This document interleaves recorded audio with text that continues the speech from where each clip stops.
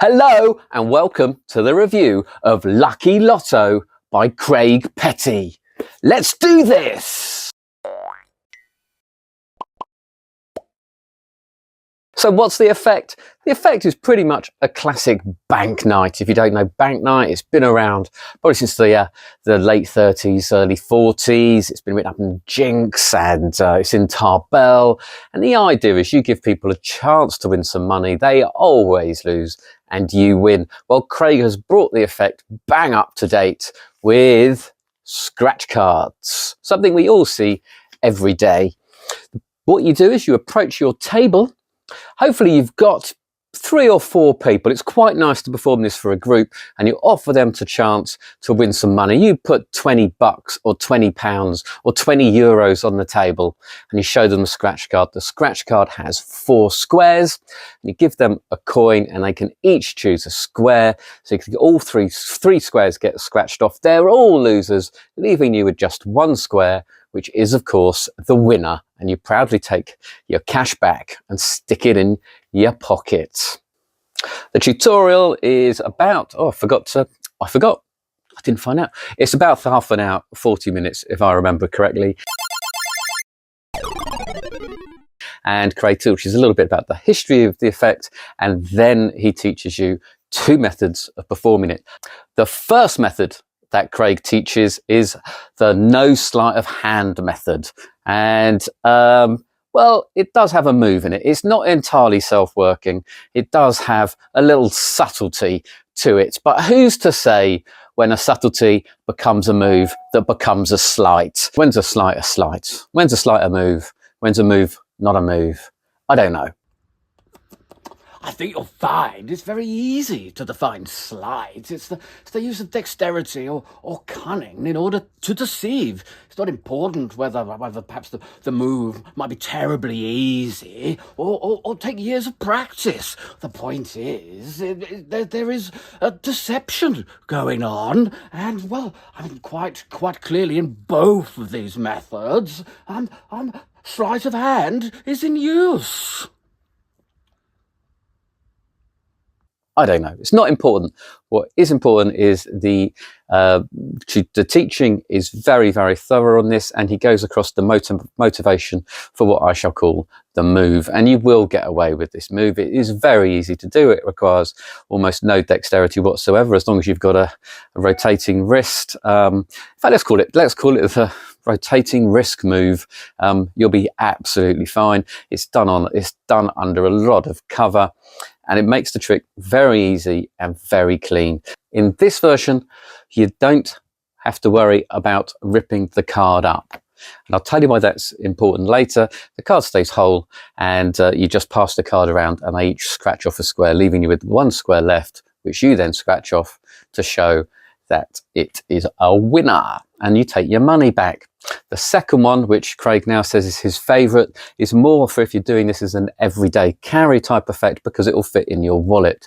But in this one, you do actually rip this up into quarters and give the quarters out. What about the props? Well, here they are. And they're nice. They're much bigger than an ordinary lottery card, scratch card that you would find in a newsagent's. And Craig explains this is because these were done as a promotion for a friend's company rather than for the National Lottery, as it were. The problem with them being so big is that they don't fit in your wallet unless you do the second one where you fold them up. And Craig explains that the size is actually fairly important to make sure that people don't accidentally scratch off more of the 2 squares or scratch into another square. But I still feel there's a lot of space around here. I don't think it was necessary to make it quite this big, but even so, it's fine. It does fit into your coat pocket or your jacket pocket. It just doesn't fit into your wallet. And when you're performing the first routine, which doesn't tear these up, you will need a bank of 10 of them or so, in which case, yeah, it's going to be your jacket pocket for sure. If you're doing the second one, you'll be folding this in half and sticking it in your pocket, which means that you are destroying this little puppy, which is a big shame because these are almost £4 each. I know, £4, and that is 2 gin and tonics in your favourite spoons. Yes, So you've got to be careful. If you're doing the first version where you don't rip these up, and you're just scratching these squares off, you can actually buy some of these. Get yourself some of these. You can get them on Etsy, you can get them on Amazon, you can get them on AliExpress. They're about £1.99, £2.50 for 50 of these, and you can just replace the little silver bits on your card. That way you don't have to worry about the refills. But if you're doing the everyday carry version where you rip these up, it is £4, and that is a bit of an issue probably for most people. And now for what the G said. These scratch cards, they're fun, aren't they? I'm going to start buying them a lot. Hey, that was my 10p. £4, that is a bit steep, but you've paid £200 for stuff you haven't even done once. Now, I've been playing around with this and I've been showing it to a few people out and about, and I'm really, really enjoying it. People can't help but get involved. They make up their own banter amongst themselves. They really do think that there's a chance that they might win the £20. And I really do enjoy delaying me scratching off the winning square just to tease them for a little bit longer. I think it's a great opener. I do think it's a great trick. Bank night is a very venerable trick. It's been around for almost 100 years, and I don't think if the plot wasn't very good, then it certainly wouldn't still be around. It's very nice that Craig's brought it back into the modern world and given it a new lease of life in a fun way that doesn't involve envelopes and billets or anything like that. But the big problem is the refills. It's going to be, well, we don't know what the refills are, how much they're going to be at the moment, but currently it's going to cost you about £4 to do the trick, unless you buy the little sticky things and go for the first method, in which case it's as cheap as chips. So if you're going to do this, I would do that. So do the first method and you'll be able to do it much cheaper. And I think it is really, really worth doing.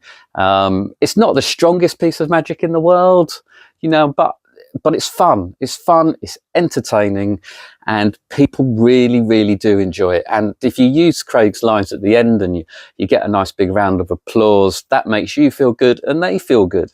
Especially on this side of the pond, people are very nervous about expressing any form of emotion or amazement. So if you actually give them a reason to clap, they will. And that'll mean if you're going to do a couple of more tricks for them, they're more and more likely going to make more noise and clap for those two.